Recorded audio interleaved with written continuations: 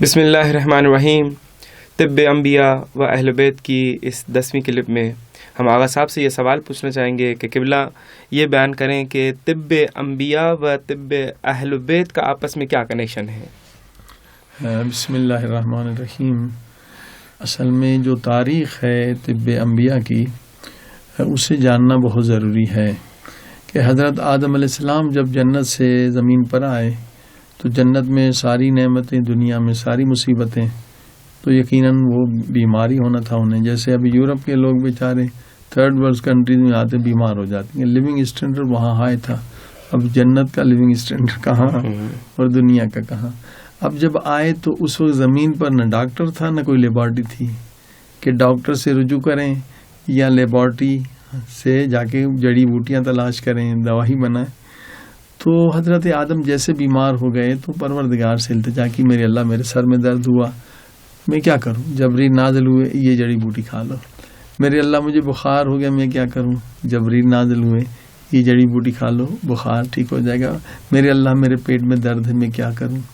تو اس طرح سے طب جو ہے بنتی گئی۔ اصل میں طب جو ہے انبیاء کی ہے اور یہ وحی پروردگار ہے۔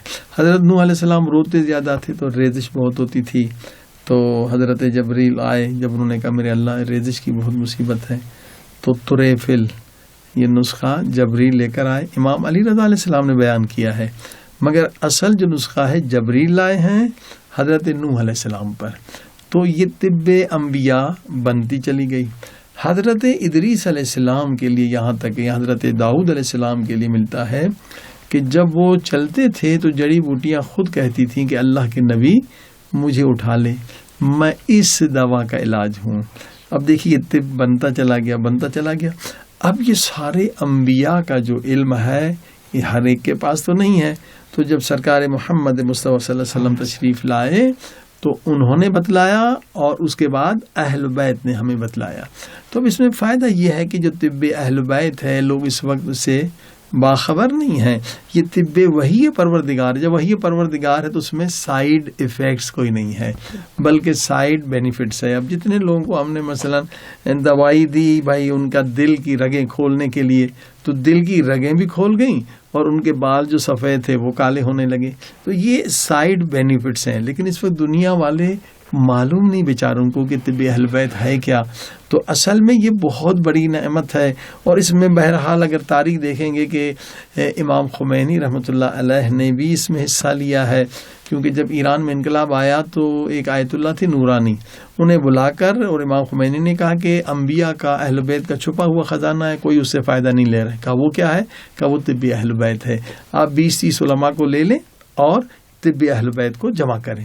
انہوں نے ماشاءاللہ 25 سال اس میں لگائے، تو ان کی ایک ٹیم کے ساتھ ہم بھی تھے جو انگلش وغیرہ ٹرانسلیشن کرتے تھے کہ نسخے قدیمی زبان میں تھے، تو پہلے یہ سوچ رہے تھے کہ 1000 نسخے ملیں گے تو بھی بڑی بات ہے، مگر 25 سال لگے، 1000 سے بھی آگے بڑھتا گیا، 2000 انبیاء کے نسخے، 3000، 4000، 11000 احادیث، 11000 نسخے فارمولے مل گئے، اور اس طب اسلامی انسائکلوپیڈیا بن گئی جو اس وقت 16 والیوم میں ہے۔